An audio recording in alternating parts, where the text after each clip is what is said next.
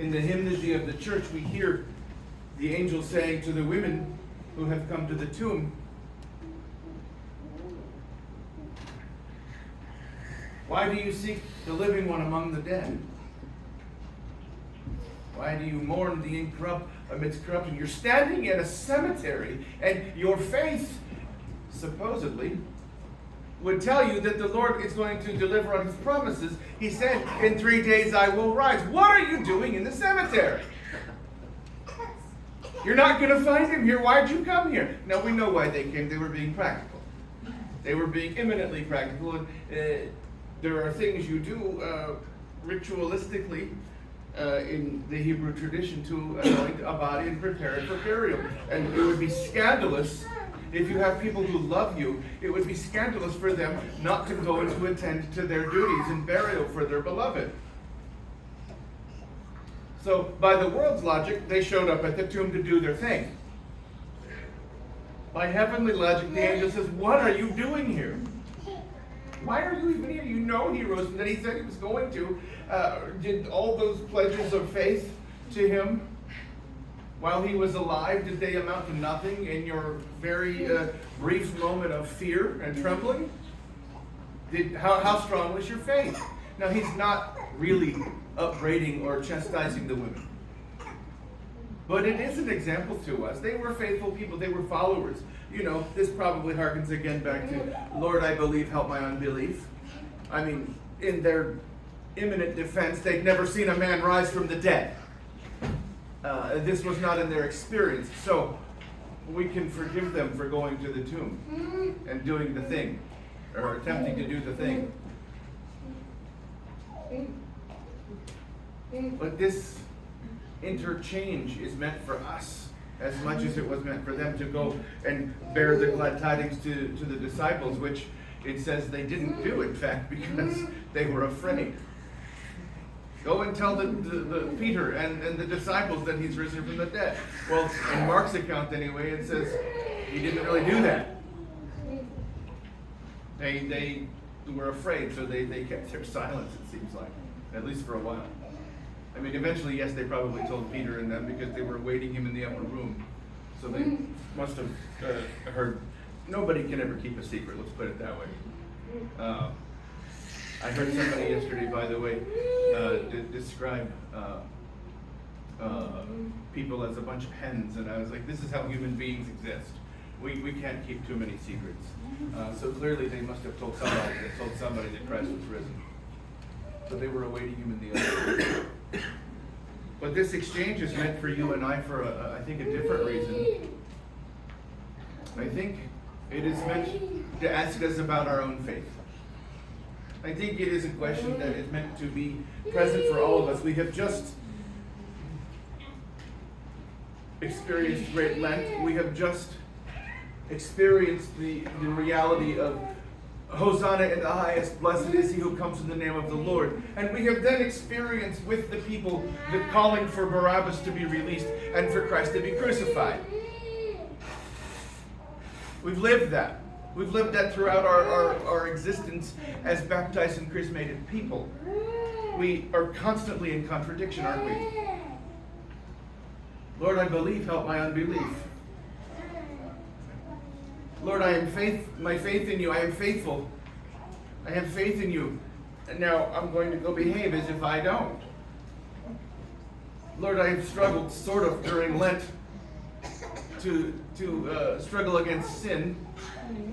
And then I outburst with everybody, Christ is risen, and sung the Paschal hymns with great joy and partaken of the flesh meats and the curdled milks with great abandon.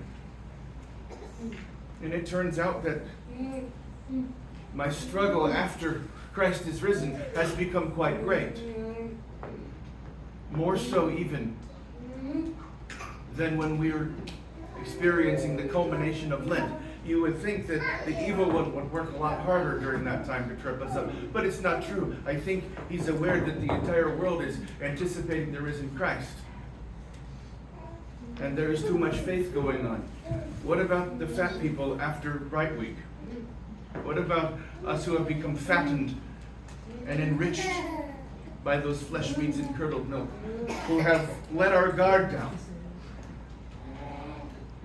He doesn't even have to work. I think this is when the evil one takes his 2-week vacation, because he doesn't need to do anything. We're hard at work sinning urgently without his help. Our guard has been let down after we proclaim Christ is risen. How strong is our faith? Why do we indeed seek the living among what is dead? Why do we seek to draw nourishment from things that are not life? That question given to the women by the angel is a very important one, especially at this time. Why do I seek what I know isn't alive? Why do I seek to draw life from something that I know that isn't alive? Why do I let my guard down? And why is it so easy to sin after Pascha? Why is it so urgently difficult to resist sin after Pascha? I've pondered this for, I think, every year since I have become Orthodox, or since I have been chrismated into the church. I have wondered about this. Why do we stumble so urgently immediately following this marvelous, beautiful feast of the incarnate Word, rising from the dead, trampling down death by death, destroying sin and its effects, and becoming the bridge between life and death for you and I? Why then do I abandon my resolve to be repentant? Why do I abandon my efforts to fight? Well, the battle's won. I guess I don't have to fight anymore. How many of us are caught into that way of thinking and behaving? I rather think it's many of us. I hope it's not as many as might be possible. But I can speak only for myself, and anecdotally for some others who have discussed this over the years. Why is it so darn difficult? Why have we let our guard down? And why do we then go and look for some life among the tombs? Lord, I believe, help my unbelief. Lord, I believe in you. Please help me because I'm not very smart. My heart is wicked, but in your goodness you have destroyed wickedness. So I can't despair that my heart is wicked. I must recognize that, yes, indeed, I partake of wickedness. And I try to pull life out of things that are lifeless. I choose sin. I choose the tombs over life itself. That which is risen from the grave is not there. What am I doing? How strong is my faith? Lord, I believe. Help my unbelief. Hosanna in the highest. Crucify him. We exist in many contradictions because we are broken and we exist in fallenness. By the world's logic, we should give up. By the world's logic, the Lord should abandon us because we don't deserve this great gift that he's given to us. But by the logic of heaven, the abundant mercy of heaven, he bids us to go and proclaim that Christ is risen to anyone who will hear, and to deliver the message, go and baptize all nations. You who are broken and have done nothing good upon the earth, you are still commissioned to go and baptize all nations. You are still given the mandate, as the Lord has given to Adam, to go and subdue the earth. And that is meant to be done through humility and through sacrifice, love, truth, and beauty.